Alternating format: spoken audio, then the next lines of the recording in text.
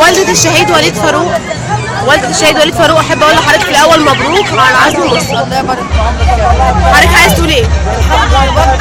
الحمد لله والشكر لله ان الراجل ده ارتاح من عندنا هو وعشيرته، وبشكر الفريق الاول السيسي واقول له ربنا يحميك انت والجيش اللي معاك كله، من ضابط لرائد للواء وكل اللي في الجيش والشرطه اللي كان عاوز الراجل الظالم يوقعنا في الشرطه، وبيقول اللي ده انا بشكر الشرطه، والوقت بيقول الشرطه اللي موت عيالنا، اللي موت عيالنا اللي هم حماس اللي جايبهم لنا دخلهم البلد، بس الحمد لله ربنا نصرنا عليه. هو كان بيقول لك عشيرته، بيقول لك انا معمول حتى اجى يقول الشريعه قال لك الشعريه. انا بقول لك الحمد لله ربنا نصرنا عليه، وعاوزين حق الشهداء اللي كانوا في طابه، وعايزين حق الاربع ضباط، وعايزين حق اللي ضربوا بالقطر اللي اتحرقوا بالقطر، وعايزين حق الشهداء كلهم، لان انت اللي خاين وانت اللي ضربت الشهداء كلها من اول الثوره لاخرها. طب حضرتك عايز تقول ايه للقوات المسلحه؟ بقول للقوات المسلحه ربنا يحموهم وربنا يحرسهم، والجيش لله وللوطن وللشعب، ويحيى الجيش والشرطه، يحميكم الله يحميكم الله يحميكم الله. وبقول لكم ربنا يحميكم كمان مره، وبشكركم قوي شكرا لله. شكرا جدا لحضرتك. والدة أسامة الشربيني احب ارحب بحضرتك في البدايه. اولا مبروك على اللي حصل من نصرة مصر.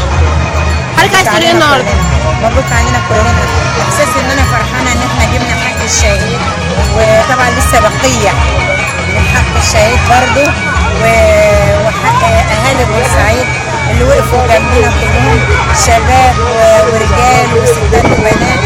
طبعا انا بحييهم وبقول لاهالي بورسعيد كلهم متشكرين جدا. احنا عملنا الثوره وانتوا هتكملوها ان شاء الله، واحنا استمدينا القوه من ربنا سبحانه وتعالى، ثم من الشباب بتاعنا اللي واقف جنبنا طبعا.